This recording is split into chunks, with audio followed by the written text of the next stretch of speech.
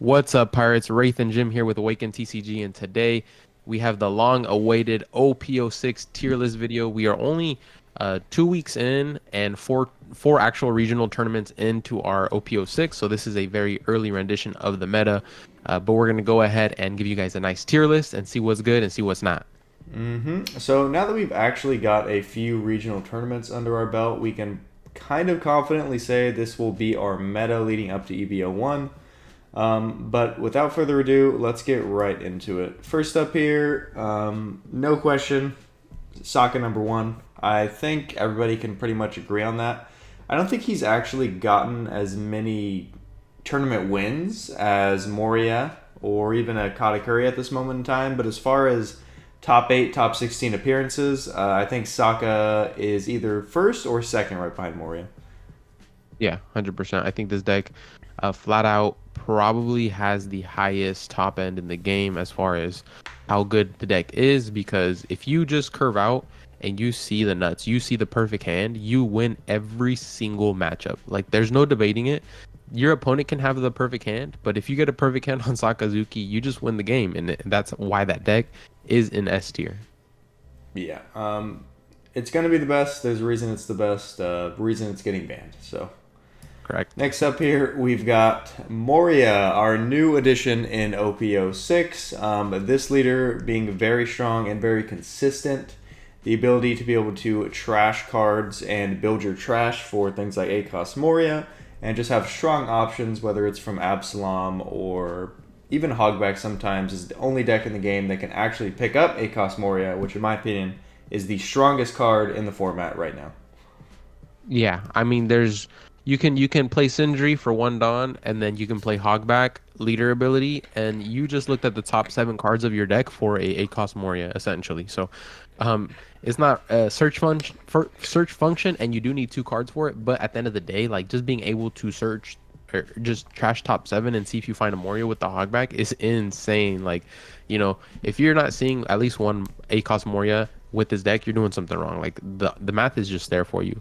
I personally believe that Gecko Moria has a better matchup spread overall than Sakazuki, while Sakazuki just being that more dominant deck when it comes to high rolling and just being able to see the cards they need to win a matchup. I think Moria has an easier time topping, and it's not as mentally straining as Sokka. I definitely put it just slightly underneath Sakazuki in terms of overall strength, but I think it's still up there with the god himself, Sakazuki, right now in this meta. In-depth Moria guide coming soon? Question mark. Yes, correct. So we'll be having a full-on like Patreon type guide for free on YouTube for Gecko Moria coming very soon. So be on the lookout for that. All right, and with that, that is going to round off the best tier. And going into the great tier, cards in the, or leaders in this tier, I'd say are still great picks. I don't think they're not the best. They're not Sokka or Moria, but they still have a really good chance of getting you really far in a regional tournament. And first up here, we're gonna have Katakuri. I don't think anybody really is surprised here. He's been the best yellow deck since his introduction in OP03. Just the consistency and the ability to swing 7 is so strong, especially in a yellow deck where you can see the triggers you have and play accordingly. And now with the amount of good cards yellow has gotten up all the way from OP03 to OP06, it's kind of getting to a tipping point. And Katakuri has shown with players like Michael Curry that you can just take these tournaments 10-0 with minimal luck because the cards are just so good. Like, they're just good base. You need a little bit of luck, sure. Like, it's not as skill intensive as Sakazuki. You're going to need a little bit of help there. But cards like Reject and Amaru and stuff like that are just fantastic cards in their own right. Yeah, I mean, just the cards set up late game, and then you have the perfect late game cards to just steal wins. Your opponent's at 2 life, 1 life, Reject, Amaru, get rid of their blockers. Go for a game. Put them on the counter, right? So it's just, it's a very explosive deck. The games do not last long at all. And then if you're always in a good position, you always have the option to 10 mom just to secure victories that you're being slow played on. So this deck, although it has half as many tops as Sakazuki and Moria, regardless of the 2 wins that it does have, the regional wins, I wouldn't put it up there in that category, just because it does struggle into Moria. Um, there's these decks that can, really hurt it, like Reiju. I think RP does good against it. Um, even Yamato has a good matchup into it. But the thing is, if you don't see triggers, I think that's the biggest downfall on this deck. It's like you have to rely on some triggers in order to win certain matchups. But yeah, I think it's probably the third best deck currently, and I think this spot is perfect for it. And next up here on our great tier, we have blue and purple Reiju. I think this deck is not only really fun to play and really cheap, but it is probably, I think, non-arguably the fourth best option. I think these three are pretty much locked in as the top three. And then Reiju, I think, is kind of right behind, just not really in that upper echelon, but definitely still a very highly competitive deck. I myself played Reiju in the Santa Clara Regional, beat a ton of Moria players and a couple of Sokka players. So I think it has a decent matchup into the best decks in the meta, which is really all you can ask for. The deck can be really explosive if you see the right pieces. If you see stage early, you're really getting to a good start. The 7-cost EGGs are very, very powerful. This deck is just really strong, and it's really consistent. Just the amount of searchers and draw power is always going to make a consistent deck like this. And it is a little bit cookie cutter. There's not a lot of differences in Reiju decks, but I mean, there's a reason for that. It's because the formula has been found and the formula has been proven to be strong. And I'm looking forward to seeing more Reiju tops in the future. Yeah, I think there's going to be a ton of more Reiju tops. But for context, Sakazuki has 20 tops. Moria is on 19. Katakuri only on 10. And then there's a big drop off here. Reiju has the next most at 3. So you can kind of see the discrepancy there. Although I do think this deck is probably the fourth best. And it is an amazing deck to play. You got to get lucky in certain matchups. This deck kind of just gets destroyed if you're not careful. If you run into Yamato, it does struggle into Moria a bit, especially if you don't see, like he said, stage or the Ichiji. But it is very strong nonetheless. And our local player Ren topping is one of those 3 tops with Reiju, so shout out to him. Amazing player. Yeah, I think this is probably going to be the last, in my opinion, leader here at this great tier. I'm not sure if what we have left on the lineup we can consider anything to be up here, but so far I think this tier list has been very accurate. And next up here we have Yamato, bordering great, but I think we're going to end up putting it in good. This leader, unfortunately, I think just doesn't really have the power behind it. A double attack leader on paper seems very insane, especially against decks like Sakazuki, which can definitely have pretty bricky hands. And don't get me wrong, there's games where you're just not going to draw a counter and Yamato is just going to run over you. I think the main issue with this deck is people are trying to do too many different things at once. You've got like 3 main versions. You've got the Fortress version, you've got the Sky Island version, and you've got the Wano version. And I think we just have people split up on all these 3 versions, and it's kind of hard to tell which one is the best and most consistent. I think this leader in the first place is a little bit inconsistent. You kind of need to high roll. And I think for that reason, I think the Fortress version is not as good, and it might be holding Yamato back. I think you really want to go for the full aggro, just, high roll my opponent, beat him before they can do any of their good stuff. So I think that's the way to play this leader, and, maybe that's not the most consistent way, but I think that is the way that you're going to win tournaments with her, so. Yeah, no, I agree. I think people spreading themselves thin on testing certain decks, I feel like it'd be better if we could stick to one, like as we know with Moria, Sokka, Kata. These builds are very similar, they don't really change. Yamato has 3 very vastly different builds, so I personally believe not only does it falter because of that a little bit in terms of testing, and there's not enough players on the deck to even test it for one, but it's also a matchup that once you learn it and how to play against that double attack, it gets relatively easier, especially when you learn how to use your blockers against the deck. Now, I'm not going to give away no trade secrets, but the deck definitely has a formula on how to beat it. And, you just got to see your counter. If you see your counter, you see your at least 1-2 blockers, there shouldn't be any issues of you beating this deck. Yeah, completely agree there. Next up, I think we're going to grab Uta. So Uta, I think, just makes it into good tier. This is just a really solid green leader. Being able to draw every turn is just a really powerful effect, carried off the back of cards like 10 cost Flamingo to round out your late game are going to be really strong. Even some versions choosing to run the 8 cost Kid, which is really good in certain situations where you can bring out the either 2 cost Rocinante blocker to protect your leader, or the 3 cost Film Uta, which can restand blockers. Very strong card. In my opinion, I think there's only actually been one top in the regionals for this deck. It was at the Santa Clara regionals. So I like this deck. It's very consistent, I'd say. Obviously, you're drawing and finding your same cards every turn, but I just don't know if it has the power behind it to consistently beat these best decks. There's going to be games where you see what you need to see and you win, but at the end of the day, I think the best it's ever going to be is good until EB, when we get the new 2K Sanji and a couple other things. Yeah, no, yeah, that's not much else to say. I think you were spot on. Decks like Moria and Sokka having that 8 cost and having Ice Age available just means that these decks can just roll late game and, kill 2 big bodies at once at will, right? Whether that's a 8 cost Kid, whether that's a 7 Luffy and another unit, it doesn't matter how fast you go, because you're losing resources by playing these out of your hand, while Gecko Moria and Sokka don't. They play 1 card, they get a full board, they're not losing no resources, and they're destroying your board. So it gets very difficult, especially in those matchups. And since those are the 2 best decks in the meta, it gets rough. Yep. Next up here, we've got Anel. So Anel definitely a little bit falling from grace compared to last set. He was probably arguably top 3 last set. This one falling all the way down to about mid tier as far as meta decks go.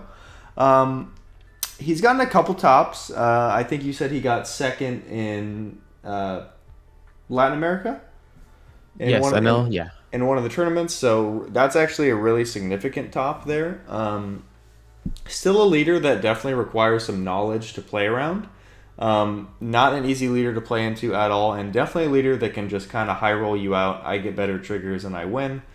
I see my big drop Yamato, Katakuri, etc., and just infinite healing and board removal. You guys have played against Anel if you played OP05, but I think it's just a lot weaker this set, and there's a lot better decks that can play into it. And I think it's another one that's a bit of an EBO1 waiting room, because that, or at least OP07 waiting room, because that 10 cost Ace and the 6 cost event in EB, that is basically a red rock for Anel, is going to boost this deck a lot. But for now, I think it's just okay. Yeah, I mean, so at the end of the day, what makes this deck so good is that it's yellow and you can trigger out and just get lucky. Just like Kata, this deck has the opportunity that Katakuri has, to where if you get 2-3 triggers at the right times, you can kind of just win the game. So it has that going for it. And then it's always a skill check. This is probably the biggest skill check deck. And if we don't see too much of it, people forget how to play against it. And then that's when you can see it win, right? Where people forget how to play against it, and then they don't remember what the character does. I believe that's how Whitebeard won a regional recently. But yeah, I think Anel is in a rough spot right now. I don't think it's as good as it should be. It definitely faltered so much from last meta, from OP05 meta to now. It's just like it's a completely different deck that you probably won't see too much of. But just wait for that 10 cost Ace, and yeah, it's a whole different deck. It's a whole different beast at that point. It becomes S tier, but as of right now, yeah, it's not as good. All right, and next up here, we've got Nami from OP03. So I think this deck is still in a decent spot in the meta. Nami will always be Nami, and she is always going to thrive off of slower metas. Obviously, you're going to have worse matchups and some better matchups. I think Sokka is a little rough, considering he can bottom deck cards, such as Kaya's and stuff like that, as well as being able to have multiple swings with these small bodies and kind of play like a different sort of Zoro. But obviously, another deck that just is going to high roll you sometimes. If you get like 3 draw 2 triggers out of life, Nami's just gonna win, and there's not much you could have done about it. That game kind of played itself. And I think in a decent spot this set, but another one that is definitely not breaking the upper echelon. Yeah, I mean, I think Nami has a couple of tops too, maybe. I'm not too sure on that, There's a few. but it's Nami. It's Nami. It doesn't have anything crazy this set that just like pushes it over the top. You're kind of just playing single player.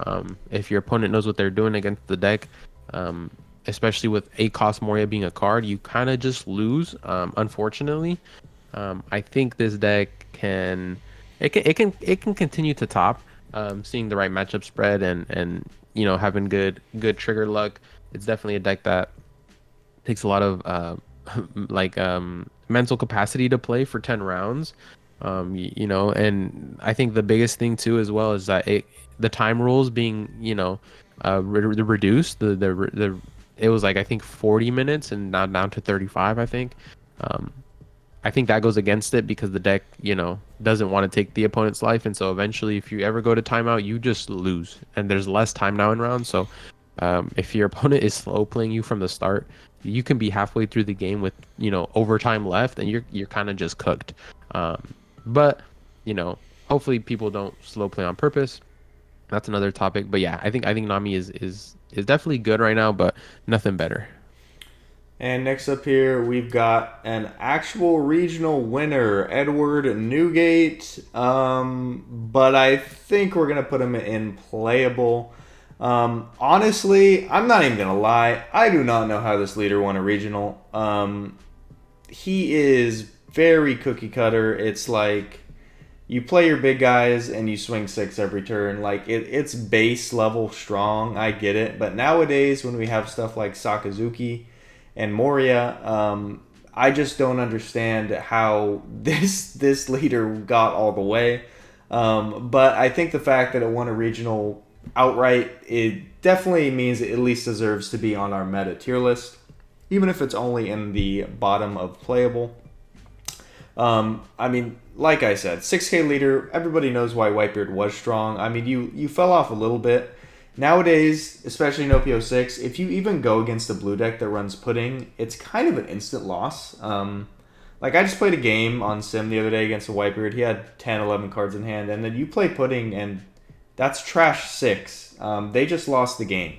So, I think there's too many cards right now that are a bit too good against it. Like, even Moria, you can just, like, spam Peronas every turn and just make him discard cards from hand, and nobody wants to do that, so...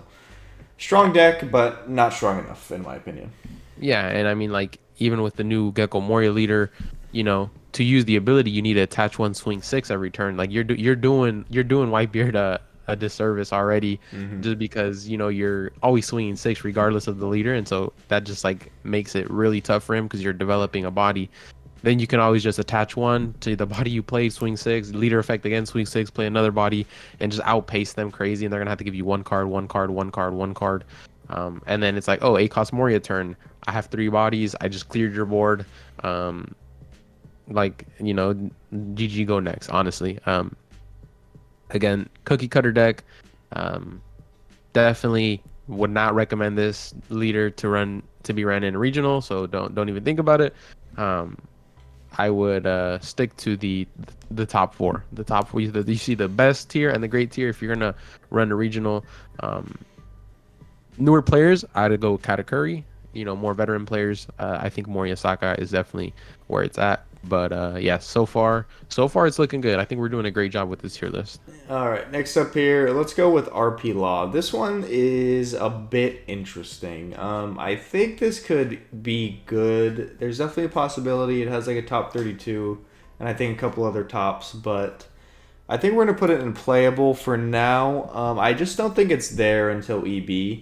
It did get the new 4-cost Reiju, and don't get me wrong, that card buffs the deck like tenfold. That is an amazing, amazing card in this deck. But I don't think it's enough for it to kind of breach the boundary here. So it's definitely good. Definitely a deck I'd say is good, but not great in my opinion. Yeah, and I think the biggest reason being, again, it's an auto loss into Moria. It's an auto loss into Saka. it doesn't matter how fast your tempo is, they can just clear your board, and that's putting you on having 2, 3 Reijus to keep up, and then at that point your Dawn is going to be always very limited, regardless. And so, yeah, it's just while it does have winning matchups like into Katakuri, um, and things like that, it's not worth playing right now in the current meta just because of how many Morias and Sakas you'll see. It kind of feels bad. I think I've played like 4 RP laws in tournament and I haven't lost to a single one. It's just and the matches are never either close. They're not even close. They're always just very one-sided. So I'd stay far away from this deck until EBO1. Yeah, I could definitely agree there. Next up here, we've got Perona. Perona's very interesting because I think she has a pretty much winning matchup in Moria, which is like top 2 right now. But I think the deck's a bit overhyped in my opinion. It's a bit clunky, and I almost want to put it in good, but I think we're gonna put it in playable if you agree with that. Yeah, that I do. That's a good spot for it. I don't think it has enough tops. And I think people are coping a bit with the deck. I think 8 cost Moria and 10 cost Doflamingo are the only reason this leader works. The package is, it's basically draw 10 cost or lose from what I've seen. Obviously, against Moria, you have a bit of a better matchup because they're playing 4 drops, and then you can kind of just rest KO. But the problem with Moria is it's not searchable in this deck. 10 cost Doflamingo is searchable, which is good, but then again, your brand news and your baby fives, if you're running those, are just getting rid of your Morias, and you aren't going to be able to play them, which means you're going to lose. So the deck, I don't think, is very consistent. It doesn't have a lot of counter in my experience of playing the deck, and it just honestly doesn't feel fun in my opinion. I know that doesn't go towards the deck's placing here, but honestly, just only matchup it feels good for me is in Moria. Everything else, like Katakuri, like it's an instant loss. Yeah, I mean, if the Perona plays on curve, going second against Moria, it's an okay matchup spread. But I think the biggest thing to note, is if that's the only situation, I believe that it can have a slightly favored positioning in a game against Moria. I think if you go first as Perona, you lose the game. Even going second, if you don't see your cards, even with Tendo fees, I think you still lose the game. After testing it, intensively, all you have to do is when you believe they're going to tend on turn, you can swing with as many units as you want. Don't swing with your leader because you can KO whatever 10 drop, whatever 8 drop they play with an Absalom from your trash. So if you have Morias on board and you're swinging and you give them 3 good targets, they're gonna slam that 10 cost Dofi. Don't swing with your leader. Ice Age. You can go Ice Age, Helmeppo, Ice Age, a Great Eruption, a great there's ways to just Perona into Ice Age, which will be 8 cost, make it a 2, or make a 10 cost a 2.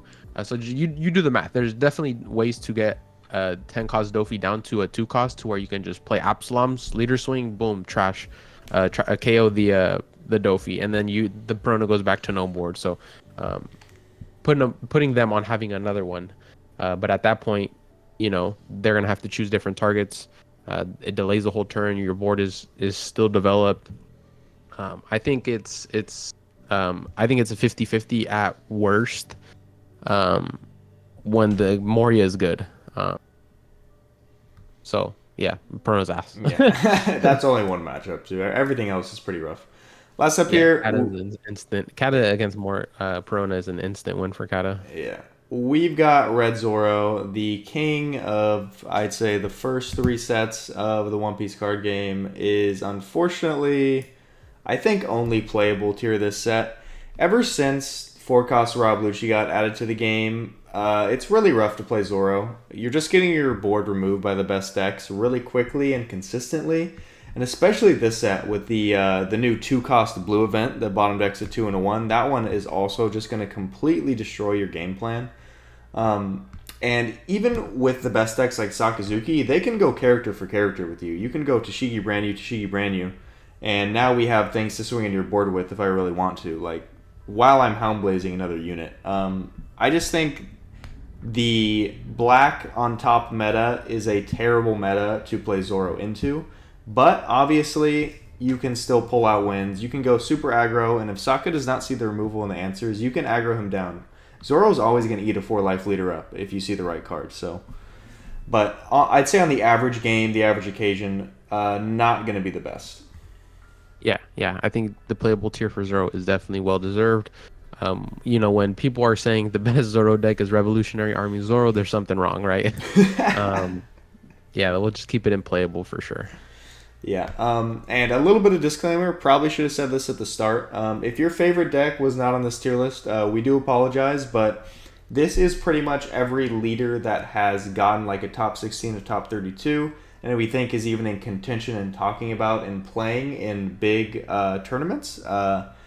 If you want to play your favorite deck that's not on this list, I'm not saying don't, but I think if we're entering big tournaments and trying to win prize cards and get higher placings, you want to go with one of these on here, and obviously if you want a better chance, you're going to go with one of the ones that's a little bit closer to the top. But I think this is what the OP06 meta is looking like, in my opinion, and I think I'm pretty happy with this list.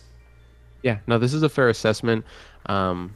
Like he said, if you are going to enter a regional, which by the way is the most competitive type of event you can enter for One Piece at the current moment, besides nationals and worlds, you're gonna have to, you know, realize that you're gonna be playing other players that are trying to win as well. There's so much money on the line in these tournaments, so you're gonna run into a lot of great decks, the best decks.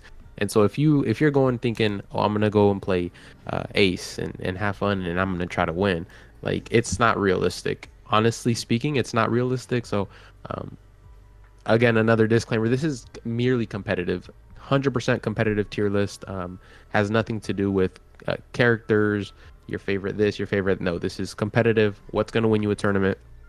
But yeah, I think this is a fair assessment of the current meta. It's definitely going to shake up a bit, come in here in the next few weeks. So very excited to see that. But I think we're in a great spot. All right, Pirates. Thank you guys so much for making it to the end of this tier list video. That is going to be it for this one. I hope you guys enjoyed. Sorry if your leader didn't make it on it.